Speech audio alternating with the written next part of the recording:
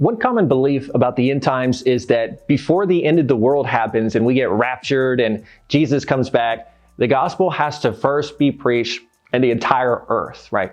Not everyone has heard the gospel, and there isn't a decent enough access to the gospel in every region in the earth yet, so that's why the end hasn't come yet. Well, this belief is based on Matthew chapter 24, verse 14, that says, And this gospel shall be preached in all the world for a witness unto all nations, and then shall the end come. Now, many people, they already believe that the end here is the end of the world, and that the whole context of Matthew 24 is about the end of the world and the rapture and the second coming of Jesus. So naturally, when they read verse 14, this is how they interpret the gospel going out into all the world. But is that really what this scripture is saying? I'm going to show you that this scripture has already been fulfilled. It's already happened. The gospel has been preached to the whole world, and yep, the end has already come. Now, before you get upset, just hear me out. As a Christian, you should be ready to lovingly hear people who have different views than you, or someone that wants to share something with you that they got as they were studying the word or something like that. So let's just take a look at this scripture and let's break it down. Here we go. Matthew chapter 24, verse 14. It says, And this gospel of the kingdom shall be preached in all the world for a witness unto all nations, and then the end shall come. Now again, the popular belief is that the gospel hasn't been preached to the whole world, so that proves that the end is still yet to come. They see this word world here as referring to the entire planet Earth. And you know what? If that word world here does mean planet Earth, then that argument might have some ground to it. Maybe it's safe to say that the gospel has not been preached in all the world. Maybe it has been. I mean, who can say? But it wouldn't surprise me if every place in the world has had the gospel preached in it with the way that technology is and all that. But again, is that really what this scripture is saying? The word world here in Greek means oikumene. Say it with me, oikumene. Now, this word just means the inhabited earth. In other words, the known world where people live. Now, with that definition, this scripture could very well be waiting to be fulfilled in the future. The end won't come until all the inhabited earth has had the gospel preached to it. True, right? So far. But what we need to do is we need to take a closer look at this word oikumene, which means the inhabited world. There's more to it. So let me start off by saying that every word has a definition, right? That's common sense. Every word means something. Every word has a basic definition of what it means. But we also need to remember that words also have usages as well. You know, we use them differently in whatever context or circumstance we're using them in. Just because they mean something doesn't always mean that that's how we use them in our conversations. So I want to present to you this argument, the argument of definition versus usage of a word. Oikumene's basic definition, in its most natural definition, is the inhabited world. But that's not how this word was generally used by the people in Jesus' day. Now, really, you can just go to any Bible study tool online or something like Blue Letter Bible online. And if you search it out a little more, you can see that the word carries a different usage. Notice all of these terms that say that the word can be used to describe the Roman Empire. So really, it means the inhabited earth, but this is where you have to think a little deeper about this. How did the earth look to a first century Galilean fisherman? This is a mistake that a lot of people make when they're studying their Bible. So many times we try to plug our worldview and the way we've come to see things into the Bible.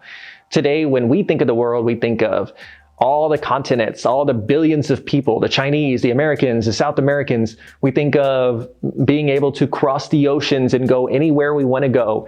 We have the internet, so we know so much about the world and its inhabitants today, now more than ever. But put yourself in the apostles' shoes and those people that lived when Jesus spoke these words. Think of the maps that they had. Think of the knowledge that they had about the world.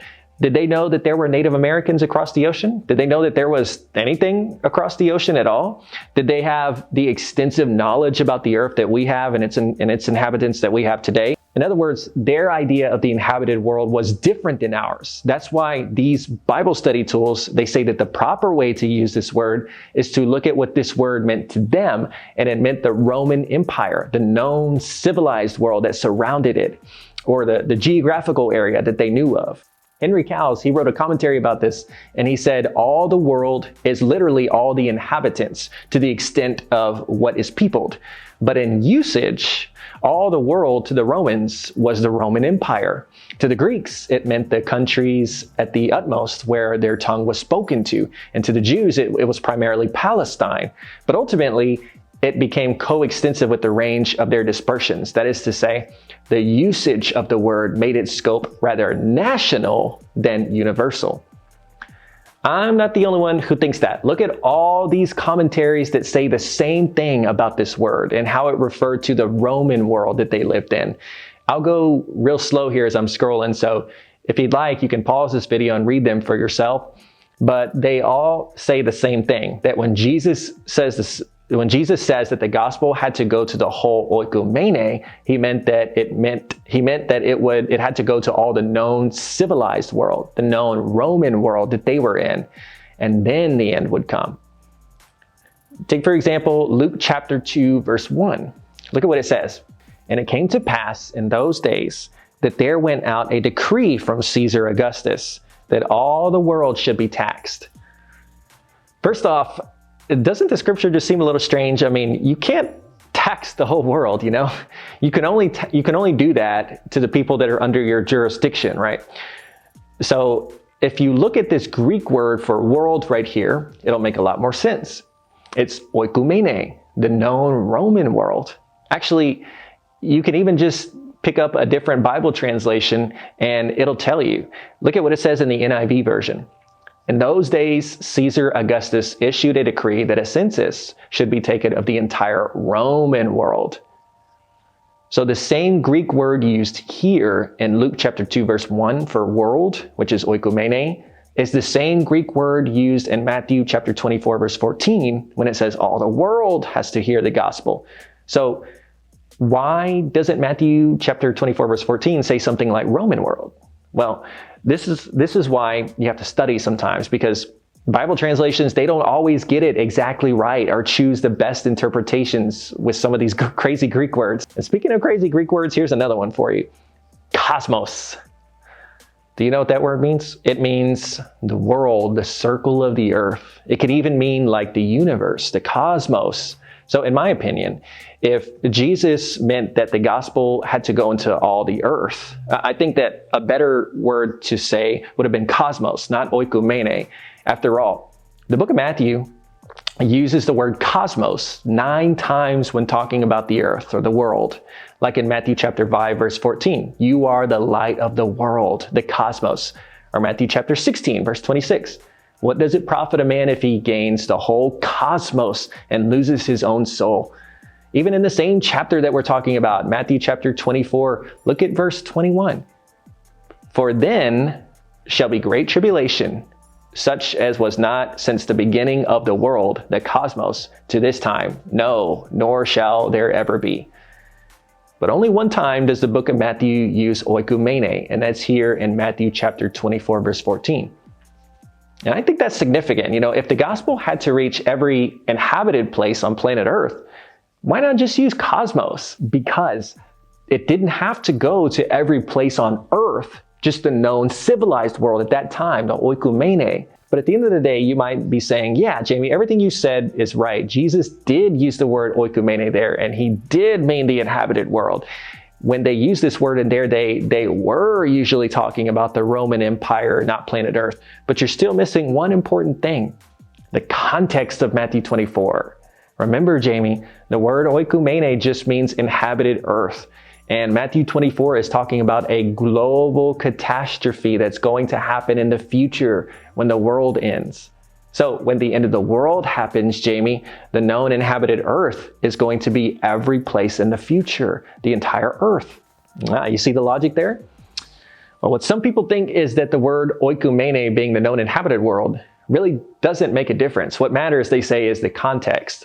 So if the end that is supposed to come after the gospel goes to the entire world happened in the day of the apostles, if all of this stuff in Matthew 24 happened then yes, of course, the inhabited world that Jesus was talking about was the known inhabited world at their time. the land of Judea, the Roman Empire. But if all this stuff is going to happen in the future sometime, and it's talking about a global catastrophe in the end, and the end comes in the future, then the known inhabited world that Jesus was talking about would then, of course, be the entire world. Remember all those commentaries I showed you talking about the word oikumene being used as the Roman Empire? What they all say is that the oikumene here in Matthew 24:14 is definitely referring to the Roman Empire and their known inhabited world, because the end that was to come after the gospel went out happened when Jerusalem was destroyed in 70 AD. And that's what I believe too. So that's the real question that we need to be asking. What is the end here in the scripture? The end of what? Is all this stuff in Matthew 24 about the sun going dark and the Son of Man coming on the clouds, wars and rumors of wars, is all this still waiting to happen? Or did it already happen before 70 AD when the temple and Jerusalem was destroyed? What is the context of Matthew 24? Now, here's the best way to get the context of Matthew 24 and what the end is here in verse 14. You have to start at the beginning of Matthew 24 and see what led Jesus to say all of this. What did the disciples ask Jesus? Really, the best thing to do is to go all the way back and begin reading in Matthew 21 to get an even better context. But I don't have time to explain all this in this video, but I'll leave a link somewhere around this video that'll take you to the beginning of a series I did on the entire chapter of Matthew 24. Let me give you 3 reasons why I believe that Jesus is talking about events that happened before 70 AD in Matthew 24, and why I believe that the gospel was preached to the entire oikumene, or the known world. The first reason is because of all the scriptures that say that the gospel has already gone into all the world in the days of the apostles. Check these scriptures out. Romans chapter 1, verse 8. First, I thank my God through Jesus Christ for all of you, because your faith is being reported all over the world. Romans chapter 10, verse 18. But I ask, did they not hear? Of course they did. Their voice has gone into all the earth, their words to the ends of the world. Colossians chapter 1, verses 5 through 6. The faith and the love that spring from the hope stored up for you in heaven, and about which you have already heard, and the true message of the gospel that has come to you.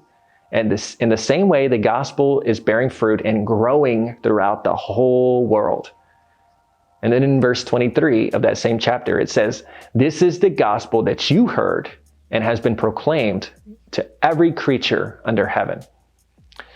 The gospel had already gone out into all the world in Paul's day, which was before 70 AD. So there's a good chance that the end should have already come in that day too. Which brings me to my next point. What is the end? Reason number 2 that Matthew 24 has already happened and the oikumene refers to the Roman Empire is because of what this end actually means. The end that comes after the gospel goes into all the whole world is referring back to the end that the apostles asked him about at the beginning of Matthew. Now, what will be the sign of your coming and the end of the age? That's why you need to start here, because it's talking about the end of the age. So now the question should naturally become, what is the end of the age? You see, most people interpret the end here in verse 14 as the end of the world. Oh my God, the end of all things when Jesus comes back to fight the Antichrist and comets fall to the earth and starts to crumble apart. But no, it's talking about the end of the age. What age? The apostles were asking Jesus about the end of the old covenant age, the Mosaic age, before their Messiah would come and redeem them from their sins. The Jewish people, they always thought of time being separated by 2 ages, the old one and the new one. The new one would come after the Messiah came and the old age had completely vanished away. See, it all goes back to what exactly the apostles were asking him about in verse 3. So they asked him when the temple would be destroyed, when this coming would happen, when the end of the age would happen. And this all happened when the temple was destroyed in 70 AD, when the Romans, they surrounded the city and they burned it to the ground. They killed millions of Jewish people. That happened in 70 AD. So that's when the end of the age happened. So the oikumene in its context must refer to the known inhabited world of the Roman Empire in their day. not a very distant inhabited world thousands of years in the future. Reason number 3 is because of Matthew chapter 24, verse 34, where Jesus says that all these things are going to happen, including the end coming after the gospel gets preached to the whole inhabited world. And he said all this stuff would happen in their generation. Truly, I tell you, this generation will certainly not pass until all these things have happened. Because everything you just learned, it's easy to see that this generation here refers to the generation that Jesus was speaking to, the one he was in. So my friends, I hope that this lesson cleared up any confusion that you had about the gospel being preached to the whole world. And if it did, let me know. If you got any questions, let me know. And guys, let's remember to do things the new covenant way. Thanks for watching, and I'll see you guys next time.